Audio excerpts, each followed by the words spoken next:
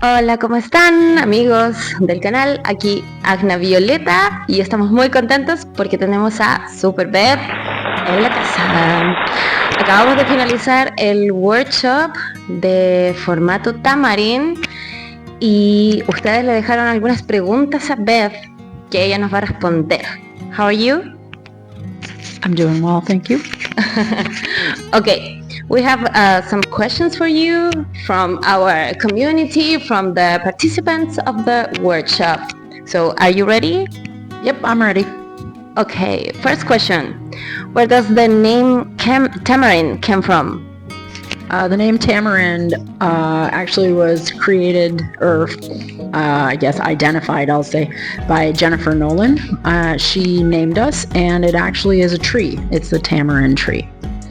And it was meant to represent growth as we move over time. And Super Beth, where does that name comes from? I did not name myself. Just so people are clear, I often get that question. My name, it's funny, there's actually two people who claim to have named me. One was Jennifer, was Jen. The other one was a woman by the name of Kelly. Either way, the name comes from when I first started belly dancing. I was taking ballet classes before I would come to belly dance classes, and they just thought I was insane. And so every time they would see me, they're like, oh, there's that Super Beth girl. And you took the name forever? Yeah, it was accidental that I took it forever, but yeah, I took it forever. Yeah, because now you're known as Super Beth. It's fun because here in Chile, Beth is, of course, that it comes from Elizabeth. But many people doesn't know what's your real name, and it's pretty obvious. But you are really known as Super Beth. Yeah.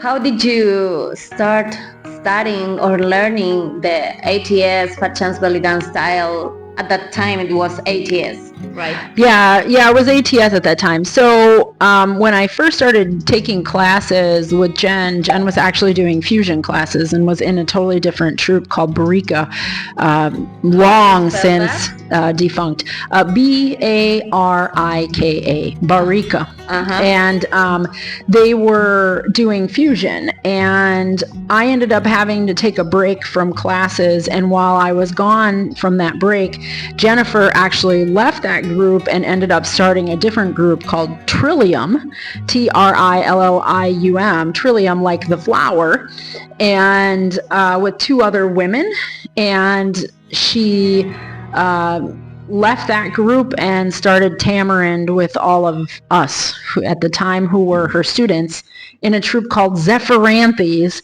Good luck looking that one up. I actually just recently created a new playlist on the Tamarind YouTube page called Historical Performances, and you'll see Zephyranthes in there. So that's when we were actually students before Tamarind. Can you share that playlist with us? Yeah, I can do that. Yep, I did. Like I said, I just created on YouTube. So yeah, I'll share that with you guys. Okay, and many people want to know about your inspirations, and I have two questions about that. One is from Elena from Antofagasta. She wants to know what is your inspiration for music, because she said that your music is amazing. Sometimes the music comes to me. I don't necessarily look for it. I hear something and I'm like, ooh, I think I can do something with this. Other times I have a vision of what I want to show on stage, so I'll actually mix it. So I'll actually chop my music up and mix it. So for example, with our performance project that we did, I actually had an idea for that show, and so I mixed the music to make it happen, so that way I could do what I wanted to do for the performance. Yeah, and it looked amazing because you used like very known songs, but they looked different. Yeah, because what I do, I have editing software that I can layer them over the top of each other, and I think I explained to the people who were in the video project, what I did was I actually took two songs and I put them over one another because we were actually doing fusion and ATS at the same time.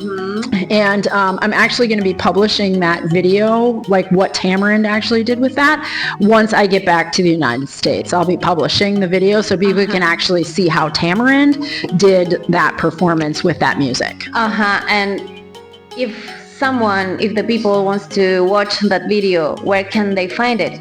I'm going to upload it to YouTube. I just haven't done that yet. What is the name of the YouTube channel? It should be Tamarind. I think it's Tamarind Tribal. And I know the title of it says Tamarind Tribal Belly Dance, but I think in the URL, the address, I think it only says Tamarind Tribal. So but I can give you that link.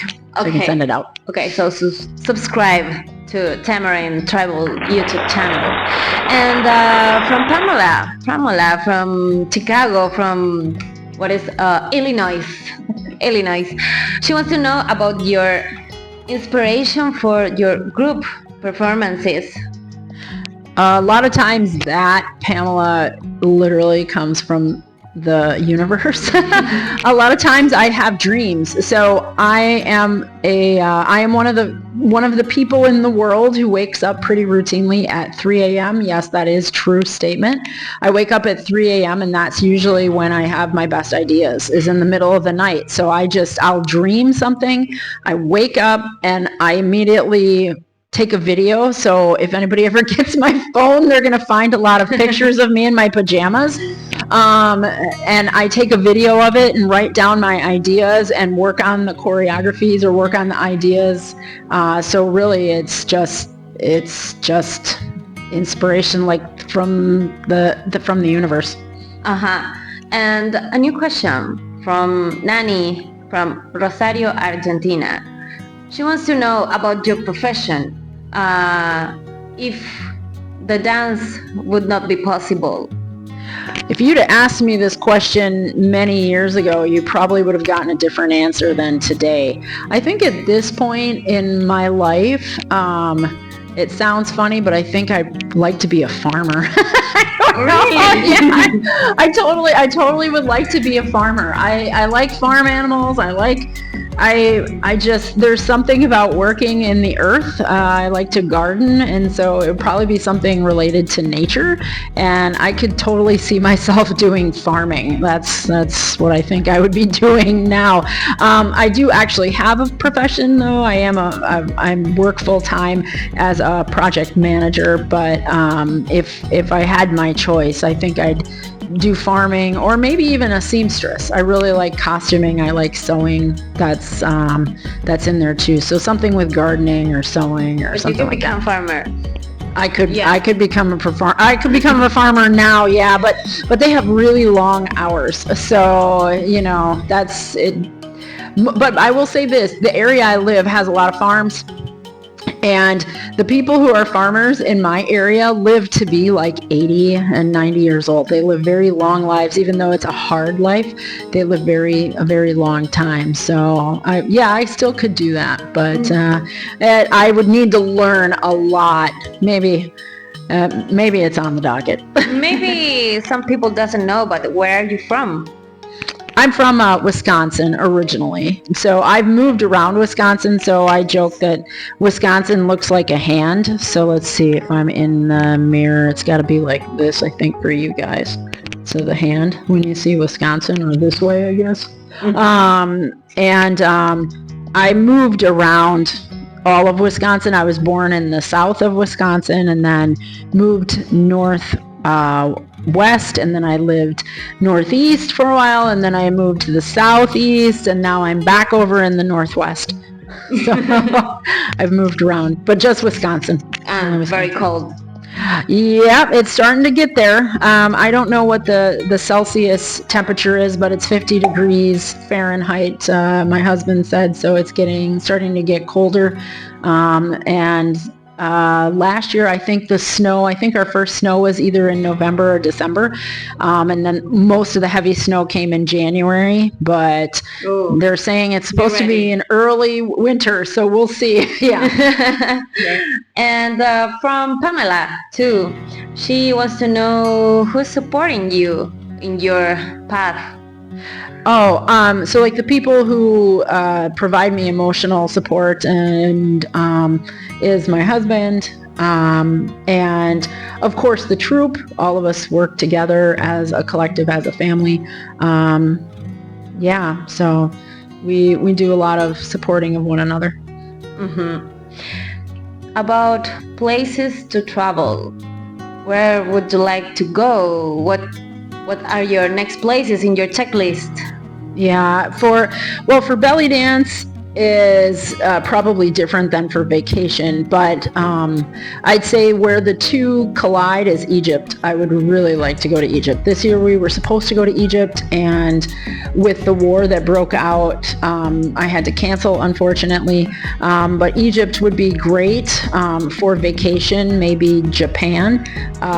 For belly dance would probably be, the other one would be Morocco. Oh yeah, Morocco's amazing. And for shopping. yeah, that too. Yeah, I had to say that.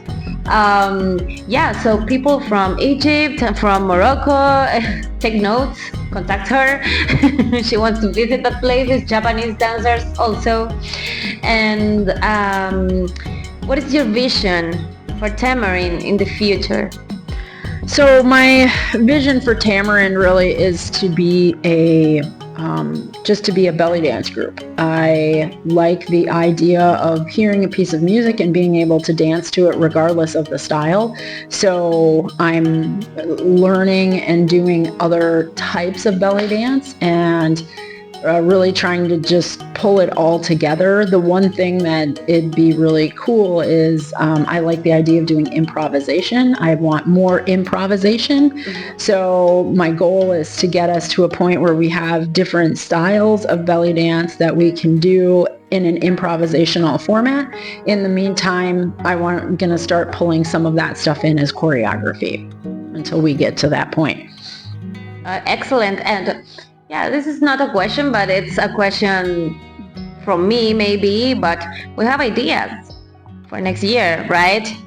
Can you tell a little bit more to the people who's watching you?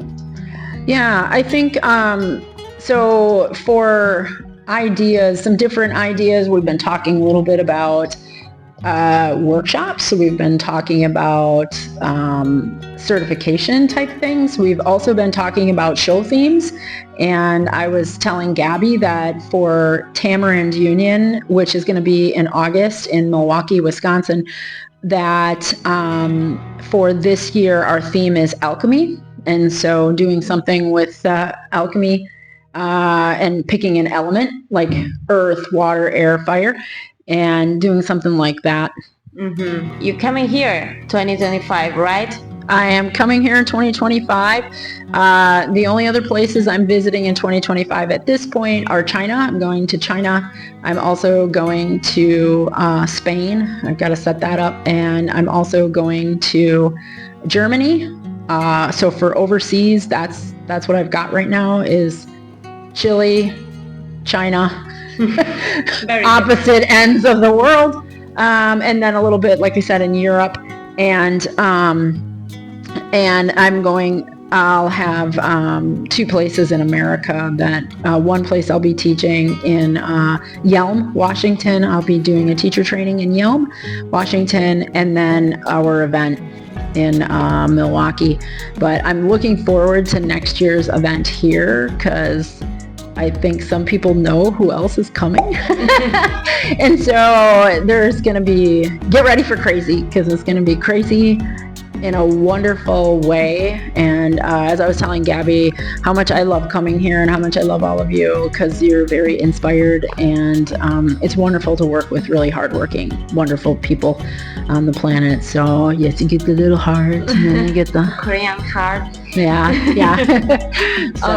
So thank you very much for this. And I think in the name of the whole community who attend the workshop, you're amazing. You're such an inspiration for all of us. We are super happy for having you here in this country. It's not easy for people who's coming from very far, but we made it happen again. And I hope you keep visiting us whenever you want. Yeah.